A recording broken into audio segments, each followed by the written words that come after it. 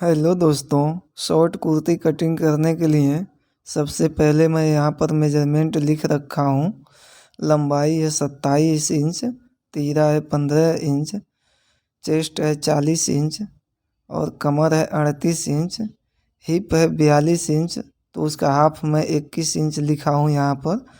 आस्तीन है 16 इंच और मोहरी है 5.5 इंच। तो अब इसी मेजरमेंट से कुर्ती का कटिंग करते हैं। अब फ्रेंड्स मैं कपड़े को डबल करके, ये देखिए इस तरह से डबल करने के बाद कपड़े को फोल्ड करके बिछा लिया हूँ। इसके बाद अब हम यहाँ पर एक निशान लगाएंगे मार्जिन को सीधा करने के लिए। अब इसके बाद बॉटम फोल्डिंग के लिए यहाँ पर एक निशान लगाएंगे। आप चाहें तो आधा इंच का निशान लगा लें या 1 इंच का निशान लगा लें। आप अपने हिसाब से यहाँ पर बॉटम फोल्डिंग का मार्जिन ले सकते हैं। ये जो निशान है यहाँ से कटिंग करेंगे और ये निशान है बॉटम फोल्डिंग का। तो फ्रेंड्स इसके बाद अब हम लंबाई का निशान लगाएंगे।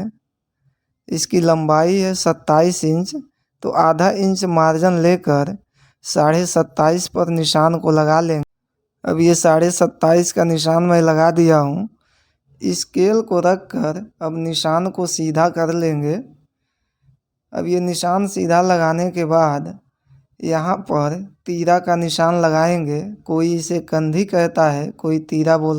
15 इंच तीरा है तो उसका हाफ 7.5 होगा और आधा इंच आर्म होल में मार्जिन लेकर 8 पर निशान को लगा लेंगे। अब ये निशान लगाने के बाद आर्म होल की लंबाई का निशान लगाएंगे 7.5 इंच पर। इस निशान को भी लाइन अप कर लेंगे। अब यहाँ पर गले का निशान लगाएंगे, तो गले की चौड़ाई का निशान 3.5 इंच पर लगा लेंगे। इसके बाद गले की लंबाई का निशान 4.5 इंच पर लगाएंगे। अब दोनों निशान को लाइन अप कर लेंगे। अब ऐसे निशान लगाने के बाद यहाँ पर राउंड का निशान लगाएंगे। तो यहाँ पर 1.25 इंच का निशान लगा करके गले को गोल कर लेंगे। ये फ्रंट गले का निशान है। इसके बाद अब बैक गले का निशान लगाएंगे। तो बैक गले का निशान हम 3 इंच पर लगा लेंगे और यहाँ से इसे भी गोल कर लेंगे। अब देखिए यहाँ से इस तरह से गले को गोल कर लिया हूँ। दोस्तों ये बैक गला है और ये फ्रंट गला है। यहाँ पर बैक गला लिख देता हूँ। अब देखिए बैक फ्रंट दोनों गले का निशान लग गया है। अब यहाँ पर चेस्ट का निशान लगाएंगे। चेस्ट है 40 इंच, तो उसका 1/4 10 होगा, तो 10 पर निशान को लगा लेंगे। इसके बाद यहाँ पर पहले हिप का निशान लगाते हैं, उस हिसाब से उसके बीच में कमर का निशान लगे। कंधी से यहाँ पर 21 इंच का निशान लगा लेंगे। अब ये निशान लगाने के बाद स्केल से लाइन अप कर लेंगे। अब इन दोनों निशान के बीच में कमर का निशान लगाएंगे। उस हिसाब से आप देख करके ऐसे बीच में निशान लगा लें। अब कमर है 38 इंच, तो उसका 1/4 9.5 इंच होगा, तो 9.5 पर निशान लगाएंगे। और हिप है 42 इंच, तो उसका 1/4 10.5 होगा, तो 10.5 पर यहाँ निशान लगा। अब आपको चाक की लंबाई दिखा देते हैं कितना है। तो देखिए 7 इंच का चाक अब तैयार होगा। अब घेरा का निशान लगाएंगे।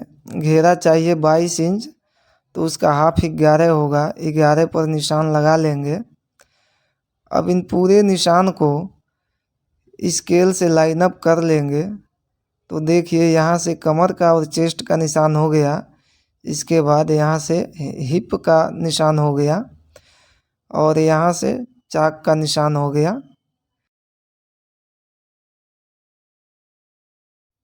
यहाँ कंधी पर आधा इंच कंधी को हमेशा डाउन कर देना चाहिए। तो आधा इंच इस तरह से निशान लगा करके स्केल से निशान को सीधा लगा लें।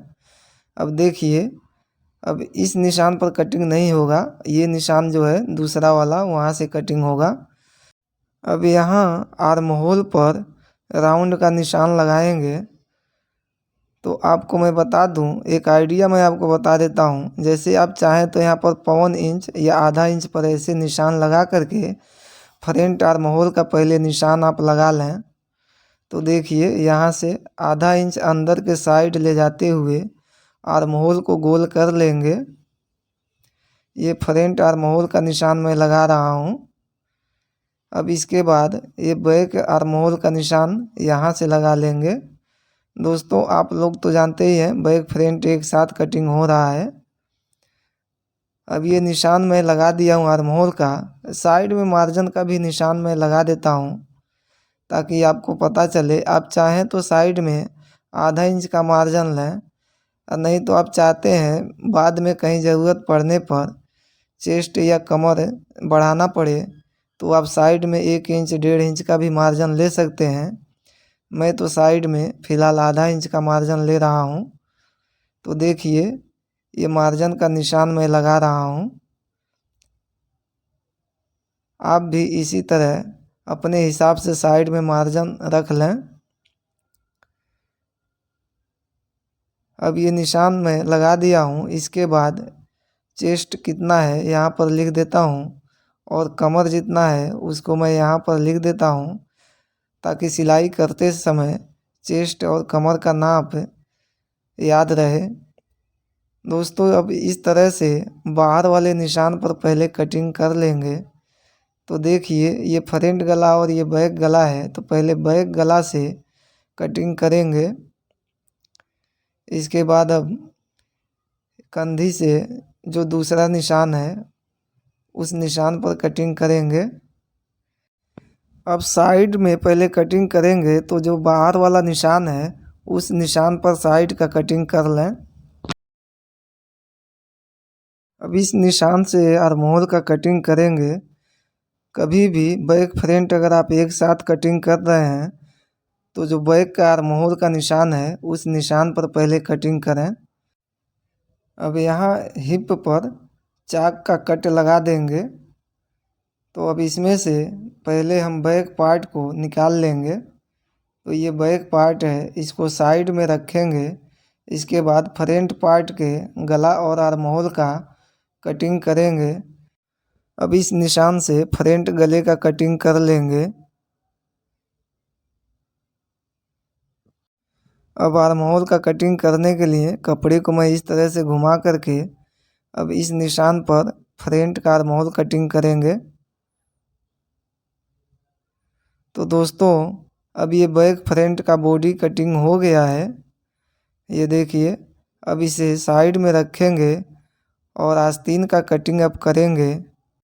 आस्तीन कटिंग के लिए डबल कपड़ा फोल्ड करके बिछा लिया हूँ।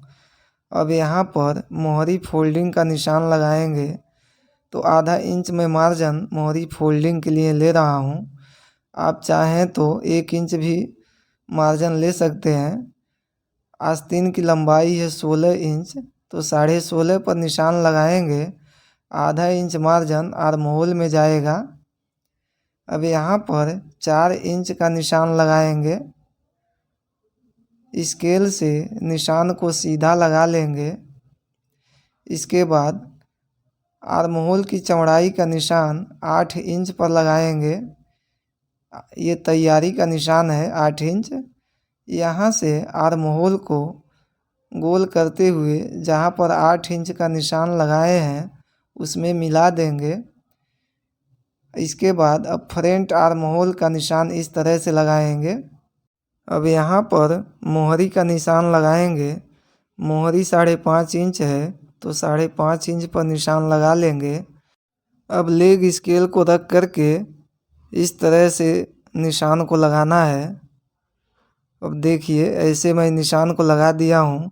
अब इसके बगल में आधा इंच का मार्जिन लेंगे। आप चाहें तो बगल में 1 इंच का भी मार्जिन ले लें। आप अपने हिसाब से साइड का मार्जिन ले सकते हैं। अब देखिए बाजू का निशान कंप्लीट हो गया है। अब ठीक निशान पर कटिंग करेंगे। अब आर्म होल के साइड में ये बाहर वाले निशान से कटिंग करना है, इसलिए कि बैक फ्रंट दोनों साथ में होता है। अब देखिए बीच में कट लगा करके बाजू को पहले इस तरह से रख लेंगे, इसके बाद फ्रंट आर्म होल का कटिंग कर लेंगे। तो दोस्तों इस तरह से बॉडी और आस्तीन का कटिंग कंप्लीट हो गया है। यहाँ पर मोहरी का नाप लिख देते हैं। गले में पाइपिंग लगाने के लिए कपड़े को इस तरह से बिछा करके और अब मैं कर लिया हूँ और एक चौड़ी सी पट्टी का कटिंग कर लूँगा। तो अब देखिए 1.25 इंच की एक पट्टी कटिंग कर लिया हूँ। अब देखिए ये बैक है और ये फ्रंट है और ये बाजू है और ये गले की और एक पट्टी है।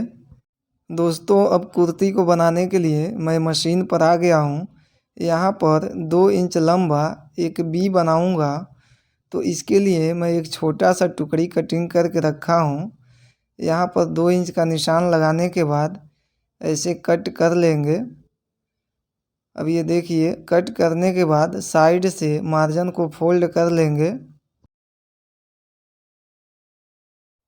अब इस टुकड़ी को यहाँ पर इस तरह से बैठाएंगे।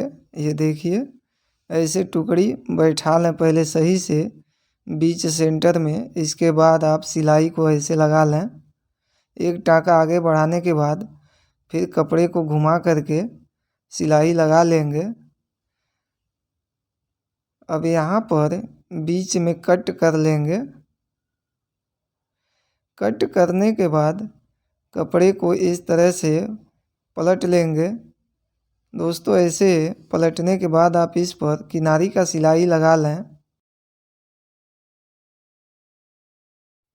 अब दोनों मुंह को इस तरह से मिला करके मार्जिन को बराबर कट कर लें। तो देखिए मैं इस तरह से बी का दोनों साइड का मार्जिन को बराबर कर लिया। अब बैक पार्ट को रख कर कंधी लगा लेंगे। तो फ्रेंड्स देखिए ऐसे बैक फ्रंट रख करके एक बूट का मार्जिन लेकर कंधी पर सिलाई लगा लेंगे।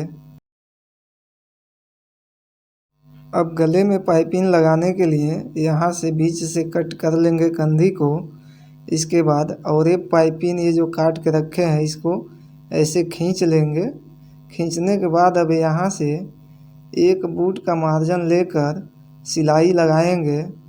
दोस्तों पाइपिंग लगाते समय पाइपिंग को आप हल्का सा खींच करके सिलाई लगाएं।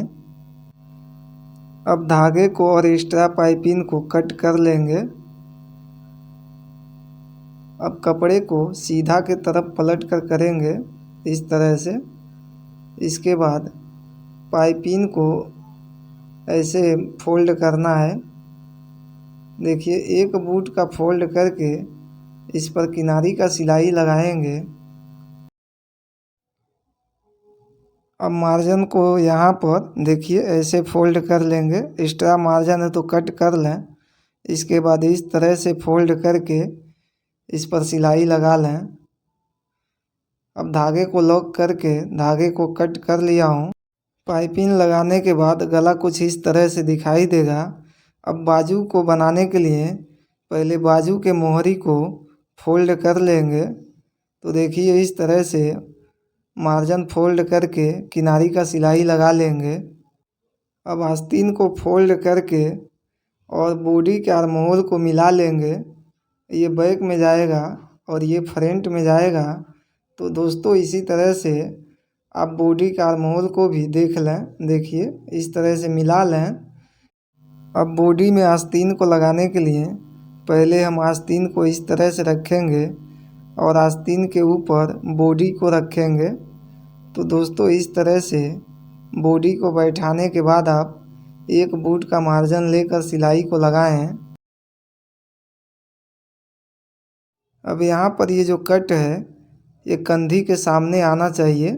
तो देखिए इस तरह से रख करके आप सिलाई को लगा लें।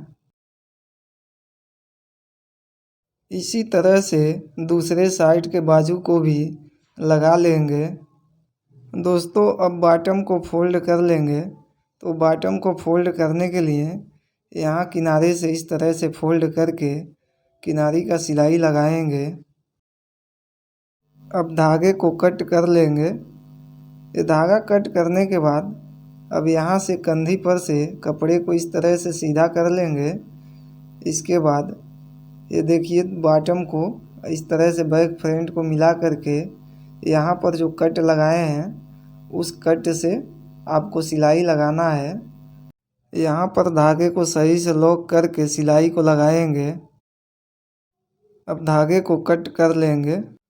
अब यहाँ पर चाक को फोल्ड कर लेंगे। तो देखिए चाक को ऐसे एक बूट मार्जिन फोल्ड करके किनारी का सिलाई लगाएंगे। अब यहाँ आने के बाद कपड़े को घुमा करके अब दूसरे साइड के मार्जिन को फोल्ड करके धागे को यहाँ अच्छी तरह से लॉक कर दें ताकि आगे चलकर ये सिलाई वहाँ से टूटे ना। अब धागे को लॉक करके धागे को कट कर लेंगे। दोस्तों इसी तरह से दूसरे साइड का भी चाक फोल्ड कर लेंगे। तो दोस्तों कुर्ती अब तैयार हो गई है। मैं इसे प्रेस कर दिया हूँ। आपको मेरा कटिंग और स्टिचिंग का आइडिया कैसा लगा कमेंट में आप हमें ज़रूर बताएं। अगर हमारा बताया हुआ कटिंग और स्टिचिंग आपको अच्छा लगा हो तो प्लीज़ आप लोग हमारे वीडियो को शेयर ज़रूर करें और हमारे यूट्यूब चैनल को सब्सक्राइब करना ना भूलें।